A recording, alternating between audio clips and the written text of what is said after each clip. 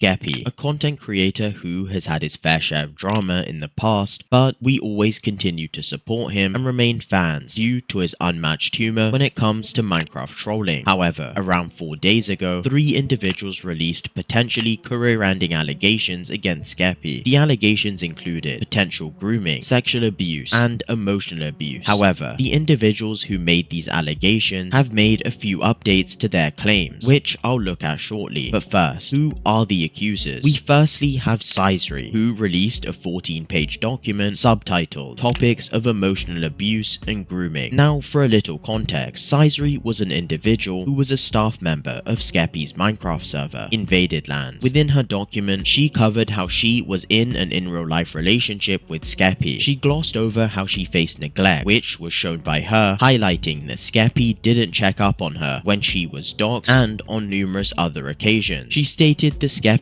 generally didn't show much care towards her throughout their time together. Now, I'll be completely honest, while I understand Cizree's claims, she didn't face any abuse. From what I understood, her entire document simply described at most a toxic relationship. There was no emotional abuse. It was simply a toxic relationship on both sides. Now, what bothers me is how Cizree claims that she was groomed. Let me read a short section of what she said. "I'm so certain in thinking that everything he did to talk to me was intentionally, because he wanted to date me, and I'm so sure there must be more fans who he tried to date from his server / from his fan base, from buying us things to giving us a lot of special attention early on into the friendship when he barely even speaks to his actual friends. I feel so violated now, and it genuinely broke my heart to realize I was mostly singled out by him, or picked, which makes me deeply uncomfortable. I thought I was special, but I was just gullible." Now, this paragraph in particular is extremely strange to me. Cizree claims how she was singled out, and that Skeppy did everything intentionally because he wanted to date her. Now, am I wrong in saying, is that not how a relationship works? You see a girl that you like, you speak to her, you do nice things for just her. Of course you're gonna feel special or singled out. I'm unsure as to how in any form or way that this is grooming, but Cizree does make one more important claim. "Me and Zach started talking in November 2023 when I was 18. I turned 18 just 4 months prior, and he was 23, turning 24 in 2 months. I was an admin on his server, Invaded Lands, and had been a mod for him since I was 15. We had interacted a lot prior to me being 18, but not on a super personal level. We didn't officially start dating until May 2024 when I was still 18 and he had turned 24. Well, this is just George not found and Katie bugs all over again. What Cizree said here is genuinely malicious and disgusting to see. Regardless of if she had just turned 18, 4 months prior, she was still an adult. Phrasing this in a way to paint Skeppy out as a groomer is disgusting. You were 18, you were an adult. Cizree even stated herself that she had interacted a lot with Skeppy prior to her being 18, but it was never on a personal level. As I said, Cizree's claims sound nothing more than an over-exaggerated toxic relationship. Now, what's actually funny about these claims is that just under 24 hours ago, Cizree released the following statement. "I want to take a moment to clarify a recent post I made regarding Skeppy. In sharing my personal experience regarding our relationship and my opinions of others' alleged experiences with Skeppy, I understand that parts of what I shared may have inadvertently been interpreted as fact. That was not my intention. I have removed my original content to avoid any confusion, and I am retracting my statements that could be misinterpreted. I trust that this sufficiently clarifies the matter. I will not be making any further comments." So she did a full 180 and has completely gone back